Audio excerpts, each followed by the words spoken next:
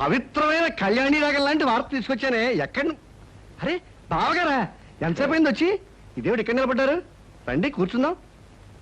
రండి రండి కూర్చోండి. నమస్కారం అండి. నమస్కారం. బావగారు పళ్ళు తీసుకొచ్చారు. అన్నీ మీ అమ్మాయికైనా మరి మాకేమైనా ఉన్నాయా? నీకే బావగారు. పొద్దున్నే గుమ్మం తగిలి పడిపోయారని తెలిసింది. పలకరించి వెళ్దామని వస్తూ పళ్ళు తీసుకొచ్చాను. నానోయ్, గుమ్మం తగిలి పడితేనే బుట్టడు పళ్ళు పట్టుకొచ్చారు. ఇంటి మించి పడ్డావంటే లారీ నిండా పంపిస్తారేమో. ఒకసారి ట్రై చేయకూడదు. రే, లారీ పళ్ళ కోసం నేను ఇల్లెక్కి కిందకు దూకాలంట. మొహం మీద కొట్టానంటే ముఖారు రాగంలో మొత్తుగా నడుస్తా వేదావా. నమస్కారం అన్నయ్య గారు. నమస్కారం అమ్మా. ఇదేనా రావటం? ఇంత ముందే వచ్చానమ్మా. కాఫీ తీసుకొస్తా. వద్దమ్మా, మీతో ఒక విషయం చెబుదామని వచ్చాను. గాంధీనగర్ లో నాకు ఒక ఇల్లు ఉందమ్మా. అది నౌకర్లు చాకర్లతో అన్ని సదుపాయాలు గల ఇల్లు. ఊరికినే పడాడటం ఎందుకు, మీరందరూ కలిసి దాంట్లో మారితే బాగుంటుంది అని అనిపించిందమ్మా.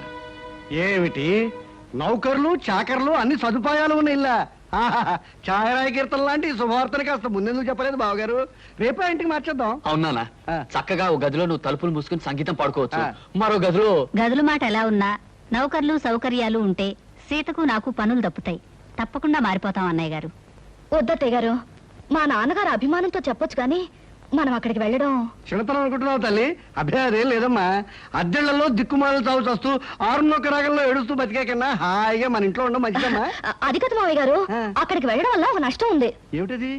మా వంశంలో ఆడపిల్లలు కన్నవారిచిన కొంపలో కాపురం పెడితే ఆ అమ్మాయి తాలూకు మావగారికి ప్రాణగండమట. అమ్మో నాకే. ఇంతకు ముందు ఒకరిద్దరు అలాగే పోయారు కాదు నాన్న? ఏమిటి బావగారు, మీకు ఈ విషయం ముందే తెలుసా? సంగీతంతో నేను చిత్రహింసలు పెడుతున్నానని మా వధ ఉంటున్న మాటలు మీరు నమ్మేసి నా ప్రాణాలు తీసేద్దాం అనుకున్నారు అన్నమాట. నువ్వు పోతే మీ అందరూ ఎంత చక్కగా హాయిగా బంగ్లాలో ఉండొచ్చు. మా గురించి ప్రాణత్యాగం చేయనా? త్యాగం చేయడానికి ఇది ప్రాణం అనుకున్నావా, పంచాలు ఉంగి అనుకున్నావా? మామిడి పండుతో కొట్టానంటే మలైమారుత రాగంలో ఎడుస్తావు వేధవా. బావగారు, మీ అమ్మాయి ఏ ఏ పనులు చేస్తే నా ప్రాణానికి గండ వస్తుందో ఒక లిస్టు వేసి ఇవ్వండి. అవి చేయకుండా నేను జాగ్రత్త పడతాను. నాన్న, అభిమానంతో మీరు చేయబోయిన సహాయాన్ని వద్దన్నందుకు నన్ను మన్నించండి. నా నుదుటినిలా రాసి పెట్టినందుకు మేమంతా ఇక్కడే ఇలాగే ఉండాలి. కృష్ణ, అందరూ నిన్ను అదృష్టవంతుడు అని పొగుడుతున్నా, కానీ నీ మనసులో అగ్నిపర్వతం మండుతోందని నాకు తెలుసు. అమ్మాయి పంతం పట్టుదల చూస్తుంటే నువ్వు పెళ్లి వద్దు వద్దని చెప్తున్న అమ్మాయి నీకు ఇచ్చి పెళ్లి చేసి పొరపాటు చేశానేమనిపిస్తోంది. మావయ్య, జీవితంలో ఛాలెంజ్ని ఎదుర్కోవడం నాకు చిన్నప్పటి నుంచి అలవాటైన ముందే చెప్పాను. సీతను తప్పకుండా మార్చి నా మనిషిగా, మామూలు మనిషిగా చేస్తాను. మీరేం బాధపడకండి.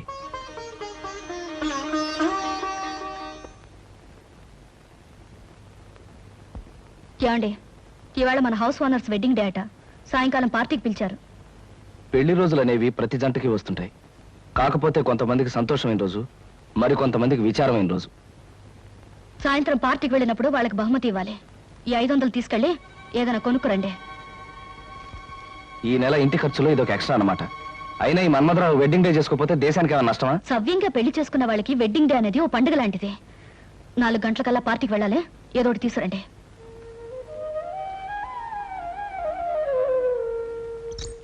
అమ్మాయి గారు, అమ్మాయి గారు. అదేంటి సింహాచలం ఇలా వచ్చా? ఏం చెప్పమంటారమ్మా, ఇదిగో నా పక్కన ఉన్నాడు చూడండి.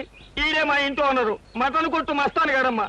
అద్దె డబ్బులు అర్జెంట్ గా కట్టకపోతే మా ఆవిడ్ని, నన్ను, మా పిల్లల్ని కైమా చేసేస్తానంటున్నాడు. అసలే మా పశువుడు చౌ బతుకుల మధ్య ఉన్నాడు. ముందాడికి మందులు ఎంచుకోవడానికి డబ్బులు చూసుకోవాలి, తర్వాత నీ సంగతి అంటే వినిపించుకోవటం లేదమ్మా. అదేమిటయ్యా వస్తాను. అవతల పిల్లాడి ప్రాణం మీదకి వచ్చిందంటే వినకుండా ఏమిటంత మాటలు? మాటలు కాదు అమ్మా, ఖచ్చితంగా వీడిని ఖాళీ చెయ్యి, కైమా కొట్టి వీడిని కొంప ఖాళీ చేయించేస్తాను. అమ్మా, వీడికి నచ్చ చెప్పడానికి చూసి ప్రయోజనం లేదు తల్లి. ఇప్పటికే వీడి మనుషులు సామానంతా బయట పారేసి చిందులు దొక్కేస్తూ ఉంటారు. నా పెళ్ళం బిడ్డను ఒళ్ళో పెట్టుకుని చావు బతుకుల మధ్య ఉన్నాడు అని ఏడుస్తూ ఉంటుంది. ఏం చెప్పినా వినకపోవడం వీడికి పుట్టుకతో వచ్చిన గుణమమ్మా. డబ్బులు ఇవ్వడం తప్ప మరో దారి లేదు తల్లి, మరో దారి లేదు. నువ్వంత బాధపడకు సింహాచలం. అతను అంత మనసు లేకుండా దుర్మార్గంగా మాట్లాడుతుంటే మనసున్న మనిషి ఎవరు చూస్తూ ఊరుకోలేరు. నీకెంత కావాలి? ఒక 500 అయితే మందుకి అద్దెకి. అయితే ఉండు, తెస్తాను. ఎలా ఉంది మన యాక్టింగ్? బ్రహ్మాండంగా ఉంది. నువ్వు తాగినంత పోయిస్తా గానీ ఆ కోపం చూపులు అలాగే ఉంచు. మీసం తిప్పు, లేకపోతే అమ్మాయి గారు కనిపెట్టేస్తారు. అచ్చా, ఇదిగో సింహాచలం 500. ఇతనికి ఇవ్వాల్సింది ఇచ్చి మీ అబ్బాయికి వైద్యం చేయించు. అమ్మా, వయసులో చిన్నదానివైనా నీ కాళ్ళకి దండం పెడతాను. పరా దరిద్రుడా, లెక్క చూసి నీ డబ్బు నీ మొహాన్ని కొడతాను. వస్తానమ్మా. బాబు, అసలే పసివాడికి ఒళ్ళు బాగుండగా ఏడుతున్నాను. ఇప్పుడు అద్దె పేరు చెప్పి సామాన్లన్నీ బయట పడేసి అన్యాయం అయిపోతాను బాబు. నోరు మీవే. నాకు అద్దె డబ్బులు ఎగ్గొట్టి మీ ఆయన సొమ్ములన్నీ సీసాలు తగలేస్తుంటే నేను నోరు మూసుకుంటావాలా? ఈ ఒక్కరోజు గడివే ఉండు బాబు, రేపు మీ డబ్బులు మీకు ఇచ్చేస్తాను. అదేం కుదరదు, ఇప్పుడే ఇచ్చి తీరాలి. కృష్ణ బాబు ఏమిటి మంగమ్మ, ఏం జరిగింది? 3 నెలలు అద్దె బకాయి పడిందని ఇంట్లో సామానంతా ఈదులో పడేస్తానండి పెద్ద మనిషి. 3 రోజులుగా బిడ్డ ఒళ్ళు అగ్గిలా కాలిపోతున్నా, ఆసుపత్రికి తీసుకెళ్ళడానికి కూడా డబ్బులు లేక బాధపడుతున్న దాన్ని. ఇప్పుడు ఈ అద్దె డబ్బులు ఎక్కడి నుంచి తెచ్చేయగలను బాబు? అవును, సింహాచలం ఏమయ్యాడు? వాడే సవ్యంగా ఉంటే మాకు ఇట్టండి కట్టాలి ఎందుకు వస్తాయి బాబు? కృష్ణ బాబు, నా కాపురాన్ని మీరే నిలబెట్టాలి. నా బిడ్డ ప్రాణం మీరే కాపాడాలి బాబు, మీరే కాపాడాలి. బాబు వెళ్ళు. రండిరా. ఓయ్, ఆ సామానంతా లోపల సర్ది వెళ్ళండి. అలాగే అయ్యా. మంగమ్మ, ఇదిగో డబ్బు. ఇంటి ఖర్చులకి, కుర్రాడి హాస్పిటల్ ఖర్చులకి ఉంచు. మీరు నిజంగా దేవుడు బాబు. మంచి సమయానికి చల్లని మనసుతో వచ్చి మమ్మల్ని కాపాడారు. మీరు 1000 సంవత్సరాలు బతకాలి బాబు. సీత, సీత. ఏమిటండి ఇంత ఆలస్యంగా వచ్చారు? బహుమతి ఏం తీసుకురాలేదా? లేదు సీత, అనుకోకుండా ఓ సంఘటన ఎదురైంది. మన సింహాచలం లేడు, ఇంటి వల్ల డబ్బు ఇవ్వలేదని వాడి సామాన్లన్నీ బయట పారేశాడు. ఓ పక్క పిల్లాడికి ప్రాణం మీదకొచ్చి మందులు ఇప్పించడానికి డబ్బు లేక ఆ తల్లి ఏడుస్తుంది. ఆ పరిస్థితి చూస్తే నాకే కళ్ళలో నీళ్లు తిరిగాయి. అసలు ఒక డబ్బున్న వాడి పెళ్లి కానుక ఖర్చు పెట్టడం కంటే ఓ పేదవాడి బ్రతుకు ఖర్చు పెట్టడం మంచిదని చెప్పి ఆ డబ్బు వాళ్ళకే ఇచ్చేశాను. చాలా అద్భుతంగా ఉంది మీ అబద్ధం. ఏమిటి సీత, ఏమిటి నువ్వనేది? ఏమీ తెలియనట్టు నటించాలని చూడకండి. నాకంతా తెలుసు. పొద్దున్నే సింహాచలం వచ్చి నా దగ్గర పరిస్థితి అంతా చెప్పి 500 తీసుకెళ్లాడు. ఆ విషయం తెలియక తమరు తెలివిగా అబద్ధం ఆడాలని చూశారు. అదిగా సీత, నేను చెప్పేది. చెప్పడానికి ఏముంది? అబద్ధం మీద అబద్ధం తప్ప. మన పెళ్లి జరిగాక మీరు మారారనుకున్నాను, కానీ ఇప్పుడు అర్థమైంది మీరు మారలేరని. అది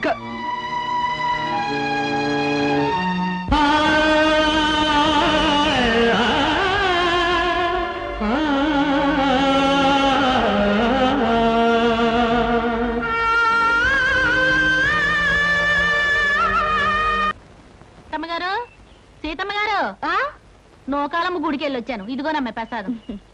నా బిడ్డకు బాగుంటేను, ఇంటి మీదకి వచ్చిన కట్టం తప్పితేను ఈ వేళ గుడికొత్తానని మొక్కుకున్నానమ్మా. కృష్ణబాబు దయ వల్ల నా కట్టం తప్పిందమ్మా.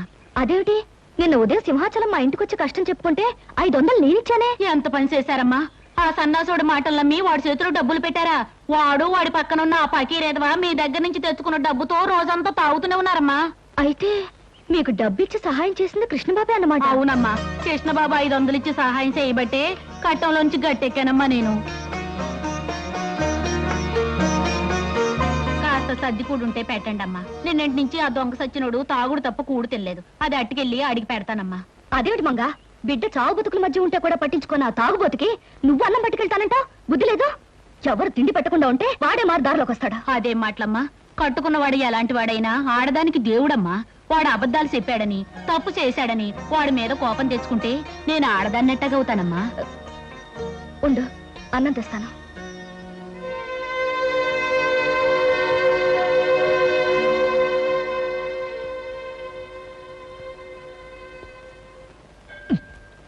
తీసుకో లక్ష్మి. ప్రతి శుక్రవారం సినిమా రిలీజుల్లాగా నువ్వు గుడి వంగతో రావటం, మన ఇద్దరం కలుసుకోవడం, నేను కొబ్బరికాయ ముక్క ఇలా తింటాం నాకు చాలా నచ్చిన ప్రోగ్రామ్ అనుకో. ఎంతకాలం ఇలా గుళ్ళోను బళ్ళోను కలుసుకోవడం? తొందరగా పెళ్లి చేసుకుంటే పోతుందిగా. నువ్వు చెప్పింది కరెక్టే అనుకో, కానీ చూడు, హిట్ ఫిలిం లా మన ఇద్దరం గాఢంగా ప్రేమించుకుంటున్నాం. జాక్ పాట్ సూపర్ హిట్ లా మన ఇద్దరం పెళ్లి చేసుకుంటాం.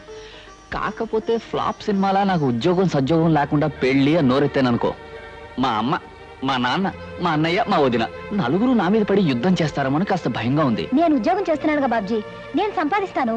మన ఖర్చులకి నా జీతం సరిపోతుందిగా. నువ్వు చెప్పిన పద్ధతిలో యావరేజ్ సినిమాలా బాగానే ఉంది. సరే, మంచి రోజు చూసి మా అమ్మ నాన్నలకి ఈ విషయం రిలీజ్ చేస్తాను.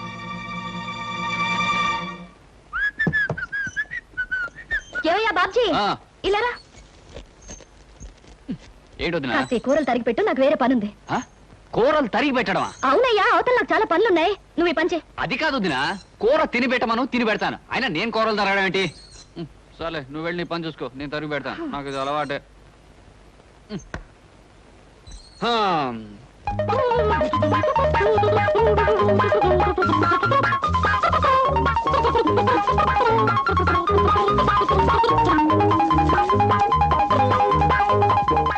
అమ్మయ్యా వదినా వదినా ఈ పని అయిపోయింది. ఇదిగోనయ్యా బాబ్జీ, ఆరిన బట్టలు తీసుకొచ్చాను, చక్కగా మడతపెట్టు. ఇదేమిటి వాడు ఇన్ని పనులు పురమాయిస్తోంది? పొద్దున్న లేస్తూ ఎవరి మొహం చూశానో ఏమిటో. కానీ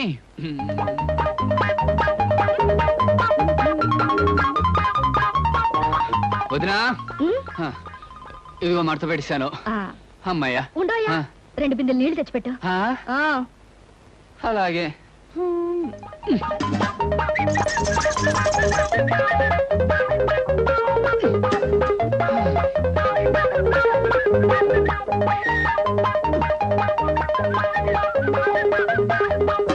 అమ్మయ్యా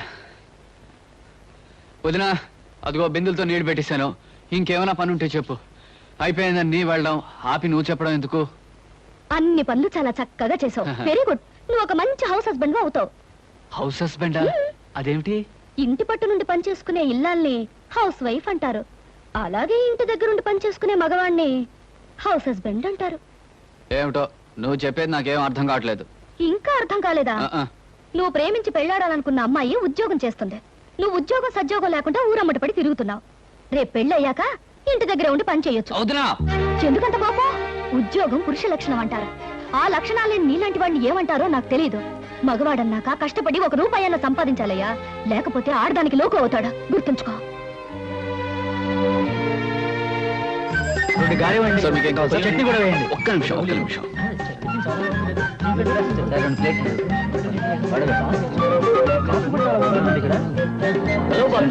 హలో కుమార్, ఏమిటో మొబైల్ క్యాంటీన్ రన్ చేస్తున్నావు? ఒరే, మనిషి అన్నవాడు తప్పు నేరం చేయకుండా ఏ పని చేసినా మంచిదేరా. నీకేం కావాలో చెప్పు, ఫ్రీగా ఇస్తాను. సార్ మీకు 10 పైసలు కదా. ఇవ్వండి. అక్కడ చట్నీ కూడా వేయండి.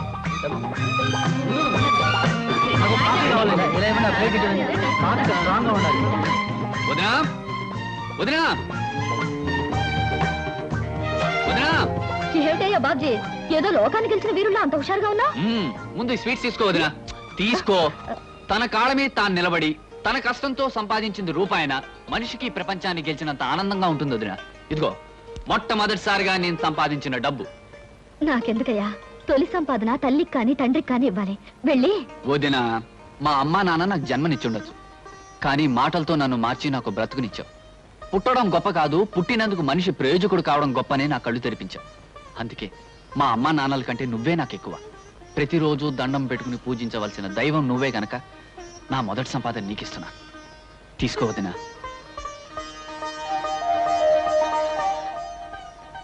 మీ అమ్మా నాన్నల కంటే నన్ను ఎక్కువ అంటున్నావు అంటే నీ పెళ్లి బాధ్యత నా మీద వేసుకోవడం తప్పదంటావు, అంతేనా? ప్రయోజకుడు అయ్యావు, ఇక పెళ్లి చేసుకోవడంలో తప్పులేదు. మీ అన్నయ్య మీ అమ్మా నాన్నలతో త్వరలో మాట్లాడి నువ్వు కోరుకున్న అమ్మాయినిచ్చే పెళ్లి జరిపిస్తా, సరేనా? థ్యాంక్ యూ వదినా.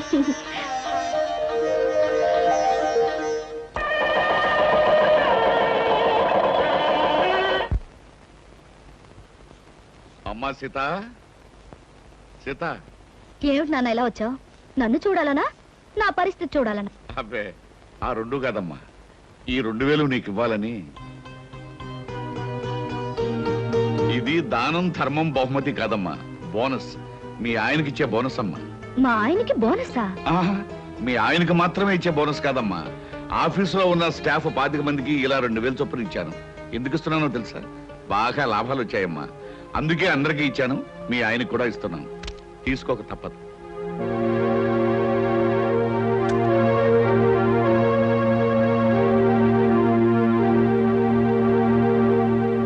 తీసుకోండి. ఏమిటమ్మా ఇది? నాకు పెళ్ళై కాపురానికి వెళితే 7 కొండల వాడికి 2001 రూపాయి హుండీలో వేస్తానని మొక్కుకున్నాను. ఆ చేత్తో నీ డబ్బు తీసుకెళ్లి దేవుడికి పంపించండి. అమ్మా సీత, అది కాదమ్మా. నాకు తెలుసునన్నా, ఈ కుటుంబం కోసం నువ్వు డబ్బిస్తే నేను పుచ్చుకోనని బోనస్ పేరుతో ఇవ్వబోయా. ఒక్క విషయం గుర్తుంచుకో, పంతానికి పట్టుదలకి నీ కూతురికి పెట్టింది పేరు. పైసా కూడా నీ నుంచి కుటుంబానికి అందడానికి వీల్లేదు. అర్థమైందనుకుంటాను. అర్థమైందమ్మా. బుద్ధొచ్చేట్టు నువ్వు చెప్పాక అర్థం కాకుండా ఎలా ఉంటుందమ్మా? బాగా అర్థమైంది.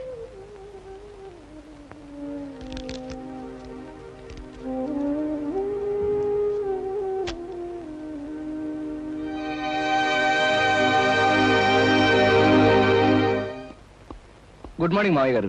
ఏమిటి కవర్ చేశారట? చూడు కృష్ణ, మనం కొత్తగా పెట్టిన ఫర్నిచర్ ఏజెన్సీ తాలూకు సేల్స్ ప్రస్తుతం బాగానే ఉన్నాయి. కాకపోతే ఒక గొప్ప అవకాశం రాబోతుంది. తెలివిగా దాన్ని మనం పట్టుకోవాలి. అవకాశం అనేది కనిపించాలే గాని దాన్ని పట్టుకోకుండా వదలంగా అంకుల్. ఏమిటది?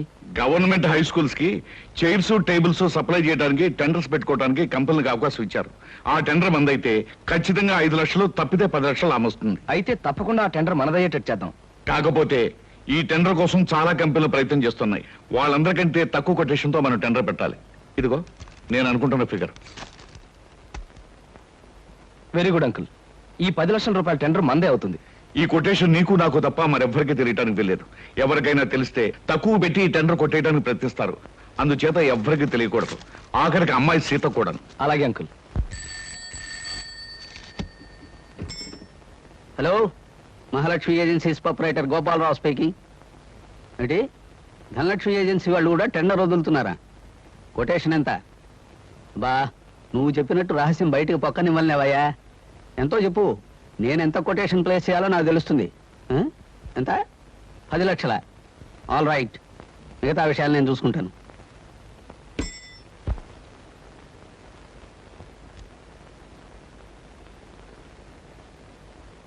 స్కూలు ఫర్నిచర్ నిమిత్తం సర్కారు వారు ఏర్పాటు చేసిన కాంట్రాక్టుకు 9,99,995 రూపాయలకు టెండర్ పెట్టిన గోపాలరావు గారికి ఇవ్వడమైంది. Don't talk mister Krishna. మన వ్యాపారానికి ఒక బంగారపు అవకాశమైన ఆ ఫర్నిచర్ టెండర్ ఆ గోపాలరావు ఏజెన్సీ చేజిక్కించుకుందంటే it's an insult and defeat for us. నిజమే అంకుల్. మనం పెట్టిన కొటేషన్ కన్నా ఖచ్చితంగా 5 రూపాయలు తక్కువ కొటేషన్ ఇచ్చి ఆ గోపాలరావు ఈ టెండర్ ఎలా పట్టాడు నాకు అర్థం కావట్లేదు. అర్థం కావడానికి ఏముంది? మనం ఎంత అమౌంట్ కోట్ చేసి టెండర్ పెట్టామో అది గోపాలరావు తెలుసుకుని అందుకు 5 రూపాయల అమౌంట్ తక్కువ కోట్ చేసి టెండర్ కొట్టేశాడు. కానీ మనం ఎంతకు పెట్టామో అతనికి ఎలా తెలుసుంటుంది? చిన్న ఇంటి వాసాలు లెక్క పెట్టేవాళ్ళు, నమ్మిన మనుషులు వెన్నుపోటు పొడిచేవాళ్ళు ఆఫీస్లో ఉన్నప్పుడు తెలుసుకోవడానికి గోపాలరావుకి ఇది పెద్ద కష్టమైన పని ఏం కాదు. అంకుల్, ఏమిటి అలా మాట్లాడుతున్నారు? ఏమిటి మీ ఉద్దేశం? ఇంకా సూటిగా చెప్పంటావా? మన కొటేషన్ విషయం నువ్వే అతనికి తెలియజేసి ఉంటావు. అంకుల్, ఎస్, ఎంత డబ్బు టెండర్ పెట్టామో నీకు నాకు తప్ప మరొకరు ఎవరికి తెలియదు. ప్రొపరేటర్ నేను కనుక అవతల పార్టీకి ఎలాగో చెప్పను. ఇకపోతే మిగిలింది నువ్వు. నీ వల్ల అతనికి తెలిసి ఉండాలి. అంకుల్, ఈ కంపెనీ నాదే. ఇది బాగుండాలని వీధి వీధి తిరిగి ఈ కంపెనీ ఇంత అవడానికి కారకుండైన వాడిని నేను ఈ కంపెనీకి అన్యాయం చేశానంటారా? నమ్మకాన్ని విశ్వాసాన్ని కూడా డబ్బు కమ్ముకునే రోజులవి. ఆ గోపాలరావు నీకు లక్షలు ఇస్తానో లేకపోతే తన కంపెనీలో వాటా ఇస్తానో ఆశ పెట్టుంటాడు. దాంతో నువ్వు నన్నే మోసం చేయడానికి సిద్ధపడ్డా. తప్పు చెయ్యకుండా నిప్పులాగా బ్రతకాలనుకుంటున్నా నన్ను నీతి లేనివాడు, మోసగాడు అంటున్న మనిషి మీరు కాక మరొకరు అయినట్టయితే నేనేం చేసేవాడో నాకే తెలియదు. గుప్పెడు మెతుకులు తిన్నా కష్టార్జితంతో సంపాదించానే గాని మరొకరిని మోసం చేసి సంపాదించలేదు. అలాంటి నన్ను అనుమానించి అవమానిస్తున్న మీ దగ్గర ఇంకా నేను పనిచేస్తే నాకు సిగ్గు, లజ్జ, నీతి, నిజాయితీ లేనట్టే లెక్క. అందుకే ఈ క్షణంలోనే రిజైన్ చేస్తున్నాను.